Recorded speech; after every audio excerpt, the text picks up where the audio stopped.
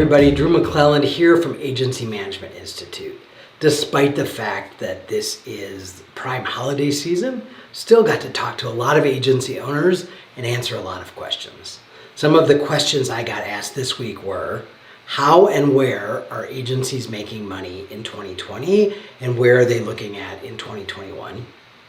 Another question I got asked was, when do you know it's time to make a major pivot inside the agency? And the third question I got asked was, we have a very important decision to make and my partner and I were 50-50 partners and we are deadlocked. Now what? And that's the question I want to answer this week. We have an important decision to make. My 50-50 partner and I are deadlocked. Now what? So the first part of this answer is not going to be helpful at all to this particular person, which is what I said to them, is this is something that you need to deal with when you are not in deadlock. So if you are in any sort of a partnership, part of your partnership agreement has got to be, in essence, the outline of a process you go through to make decisions when you are in disagreement. Because for many agencies, one of the most dangerous things to be is to be stuck in place. Our industry, our world moves at a very quick pace, and we have to be able to move at the same pace that our clients, that the economy, all of that is moving.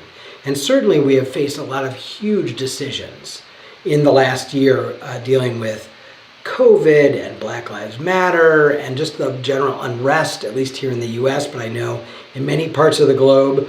So it's impossible for you to run your business well if you get stuck in place.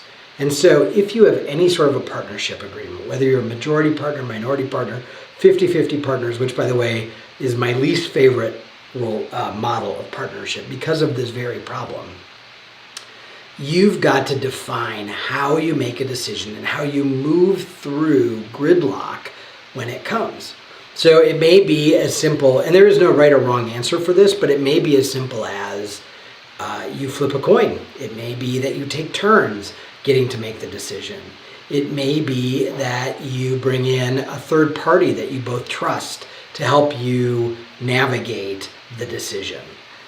There are lots of ways, but you've got to have it documented in writing in advance in terms of how you break a tie, in essence, inside your agency.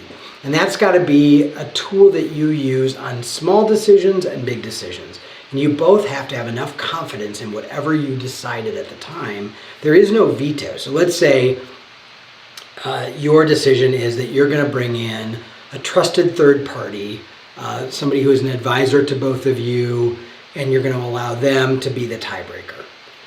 You can't, if you're the partner whose decision, let's say you wanted A and your partner wanted B, if the tiebreaker person comes in and they pick B, you have no right to dig your heels in and not go along with what you agreed upon. So you have to make sure that you are happy with how these conflicts are going to be resolved before the conflict happens.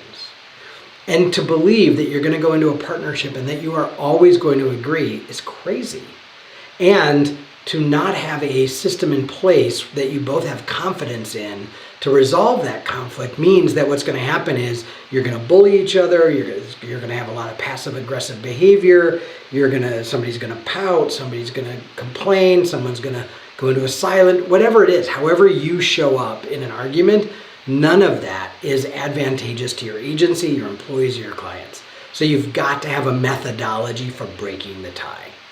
If you are in a partnership right now already and you don't have that, now is the time to put that into place. If you're just forming an agency or you're thinking about putting a partner into your single-owned agency, then obviously when you're writing the partnership papers, that's the time. But even if you've been partners for years, if you don't have a way to resolve discrepancies between the two of you or three of you or five of you or how many ever, obviously normally this only is a problem if you have an even number of partners.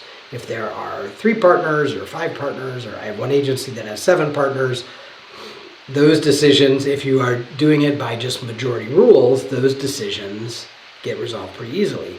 But let's say you are an agency that has decided that you are going to not vote based on ownership percentages or things like that. You've got to define how you break a tie.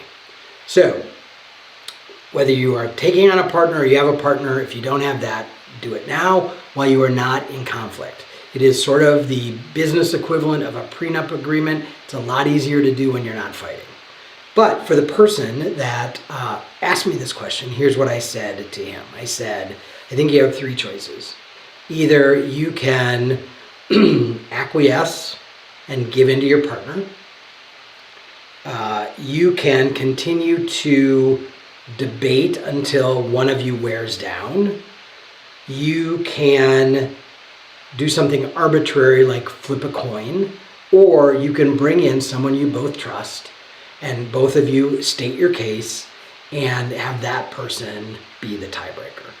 But the minute you, and unfortunately, you both have to agree to how you're going to resolve the tie. So if your partner is dead set on it's their way or the highway, they're less likely to want to engage in a decision-making process and take the risk of their decision not being made. Because for many partners, if you have a strongly held belief about something, being stuck in place and not going in the wrong direction, it's better to be stuck and then go in the wrong direction if you can't go in the right direction.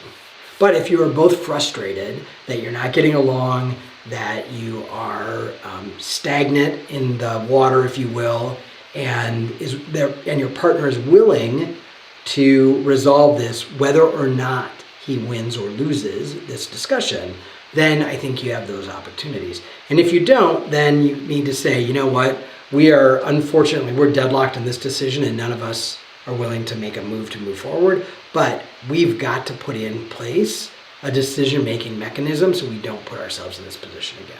It's an unfortunate and frustrating position to be in the moment. So what you want to do is preventatively make sure that it doesn't happen. And if you have to do it sort of retroactively, you're already in a partnership, then at least it makes things in the future a little easier.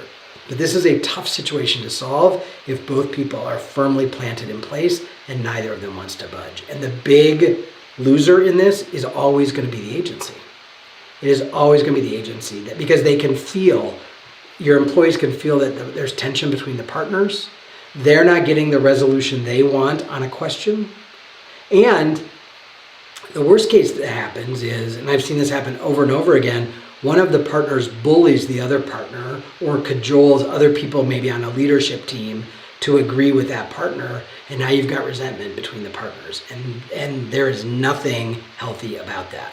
It festers and it grows, and that's how many partnerships begin the decline of their partnership, which leads to a breakup.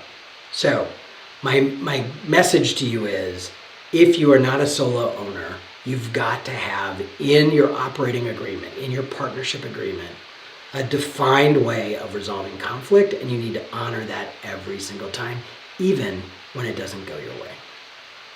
Hope that helps. I'll be back next week with another question and another answer.